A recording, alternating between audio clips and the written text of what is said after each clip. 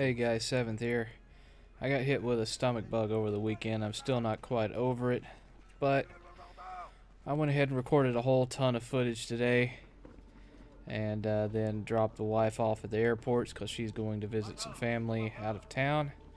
And I'm back, and we're going to just double down this week and post a whole bunch of gameplay videos, including reviews and 10-minute tastes and whatnot. So today we're looking at Valiant Hearts. It's a side-scrolling puzzler, and it's not so much about the gameplay with this one really, because it does have a lot of puzzles to it and it has some stealth elements and things of that nature, but it's more really about the experience. It's a very story-centric game. It takes place during World War I, and it concerns mostly a family that's been split apart by the war and the great lengths that they go to be reunited. The story is told with excellent narration. There's fantastic voice acting in this game. Music is really touching, and there are some... I'm not spoiling anything for anyone that still hasn't played this game because it's been out for a while, but there are some deaths in this game that, if you get enough into the story, it does tug at the old heartstrings, if you know what I'm saying.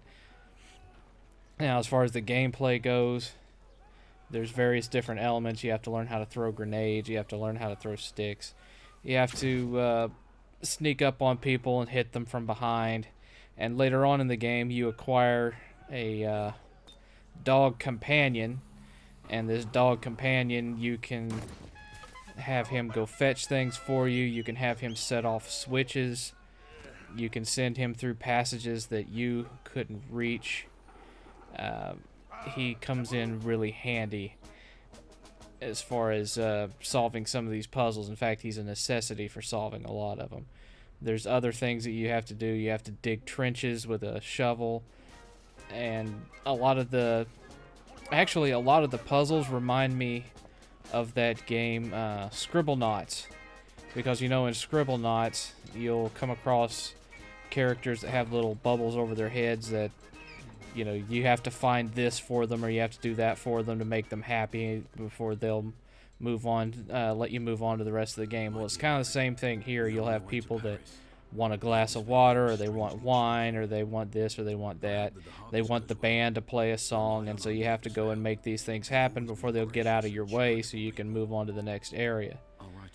There's also some other types of gameplay that kind of breaks everything up for you. There's areas where you are driving a car and you have to avoid debris and bombs and what have you that's on the road.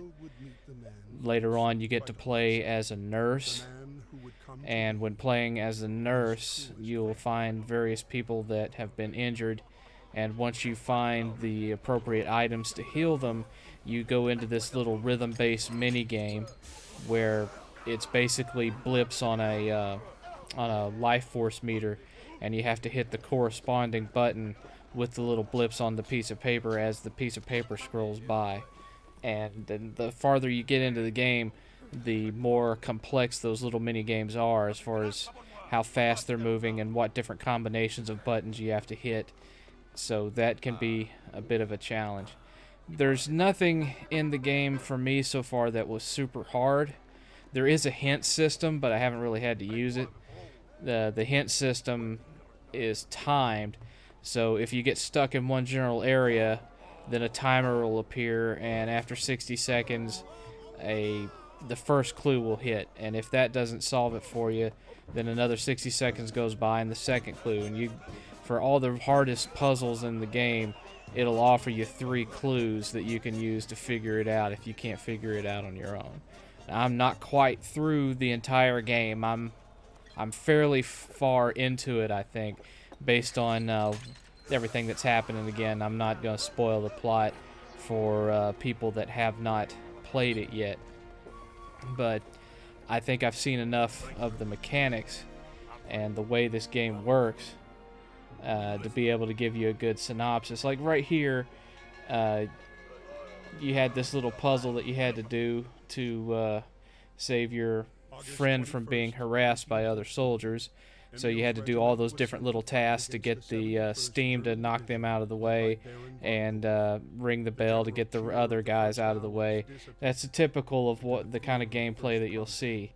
But there's also more arcadey type side-scrolling events where you're having to throw grenades and dodge bullet fire and duck behind bushes to hide from guys so you can sneak up behind them and hit them over the head. And it also messes with multiple planes. Like, you can go through doors that'll take you into sections of the background that you see, and sometimes it's not you that has to go through the door, it's the dog. So you'll be doing something in the foreground while you're commanding the dog to do something in the background that can then help you do something in the foreground that then helps him get to something in the background. You get the idea. So some of these puzzles are multi-planed, and that kind of adds to the challenge and the fun of it. Then you have a lot of sections like what you're looking at right here, where it's just running up and down hill and avoiding bombs, avoiding machine gun fire. This happens several times during the game, and sometimes it's you, and sometimes it's your American friend, and it's the same general concept, but they vary up the challenge with it by different things that pop up in the terrain that you have to get past while all these bombs are dropping. So these sections can actually be pretty fun too. But in short, this game's not going to be for everybody. It depends on what kind of puzzles you like, if you're even into puzzle games. The artwork is decidedly cartoony. It looks like, it's something that could have been done and probably was done originally in Flash, and maybe was moved over to another engine once it made its way to the consoles, because it has a very Flash game feel to it. But overall, I really liked it, and I am liking it, and I'm looking forward to finishing it. I can't say that everybody's going to love it, but if you have a thing for platformers and you have a thing for puzzlers, and then you have an interest in history, because there's a lot of history involved in this game, especially during that era. If you're interested in World War I, you'll really love this title. But I think that's about all that I've got to say on this one. I've got some other downloadable games that I'm going to be giving 10-minute tastes for this week.